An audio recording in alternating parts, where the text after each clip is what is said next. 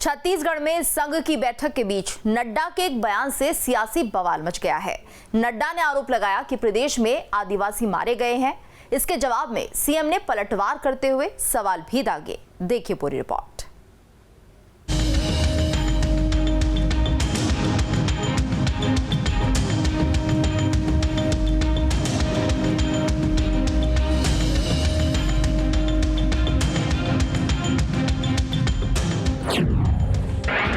छत्तीसगढ़ में आदिवासियों पर सियासी बवाल, नड्डा के आरोपों पर सीएम के सवाल।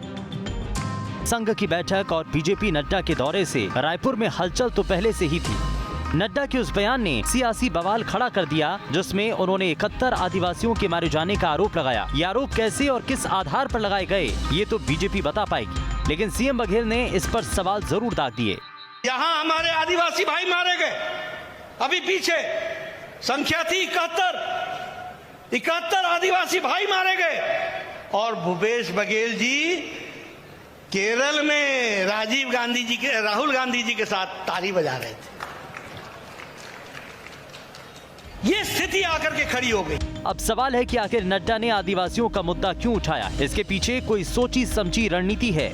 तो दरअसल इसके कई कारण हैं। मसलन पहला तो ये बीजेपी में दोनों बड़े पदों पर ओबीसी वर्ग के नेता हैं। अध्यक्ष कमान अरुण साव के पास है तो नेता विपक्ष का पद नारायण चंदेल के पास है। ये दोनों ओबीसी वर्ग से आते हैं। इस वर्ग की आबादी करीब 52% है। ऐसे में इसके पीछे की रणनीति को समझा जा सकता है, लेकिन प्रदेश की राजनीति आदिवासियों के इर्द गिर्द ही रहती है। ऐसे में एक भी आदिवासी नेता के पास बड़ी जिम्मेदारी नहीं रहने से बीजेपी पर सवाल उठ रहे हैं। शायद इसीलिए जानबूझकर आदिवासियों की कथित हत्या का मामला उठाया गया ताकि खुद को आदिवासियों का हितैषी बताया जा सके। छत्तीसगढ़ में सतही तौर पर, मैदानी तौर पर, जमीनी तौर पर काम ही नहीं है। वो तो सिर्फ मीडिया में बने रहने के लिए रोज झूठ बोलते हैं, रोज केंद्र के ऊपर आरोप मढ़ते हैं, रोज केंद्र के ऊपर दोषारोपण करते हैं। मुख्यमंत्री जी विपक्ष में है कि सत्ता में है, पहले ये तय कर ले। एजेंसी है वो पता लगाए हमारे आदिवासी भाई किस तरीके से उनकी मौत हुई। सरकार के पास LIB है, सरकार के पास सारा तंत्र है। मुख्यमंत्री जी को यह पूछने की आवश्यकता है कि कौन सी घटना है, कब की घटना है। देखिए, आप आदिवासी कार्ड खेलिए ना, आदिवासियों के मुद्दे उठाइए, आदिवासियों के हितों में बात करिए। किसने रोका है? हम तो सहर्ष स्वागत करते हैं। हम तो चाहते हैं कि हर विषय को विपक्ष उठाए और हर सकारात्मक विमर्श का स्वागत है। लेकिन झूठ तो मत बोलिए। आप भारतीय जनता पार्टी के राष्ट्रीय अध्यक्ष हैं। आपने बोल दिया कि 70 से अधिक आदिवासियों की मौतें हुई हैं छत्तीसगढ़ में। आप लोग सब सुधी मीडिया के लोग हैं। कहाँ पे कब हुई 70 आदिवासियों की मौतें? इस प्रकार की बातें यदि आप कर रहे हैं और झूठ परोस रहे हैं तो उसके लिए आपको माफ़ी मांगना चाहिए या प्रमाण प्रस्तुत करना चाहिए।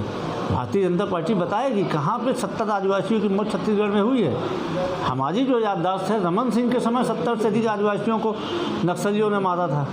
शायद वो पुरानी याद उनको आ रही नड्डा जी को। प्रदेश में आदिवासियों की अहमियत कितनी है, इसका अंदाजा इसी से लगा सकते हैं कि प्रदेश में आदिवासियों की आबादी करीब 32% है।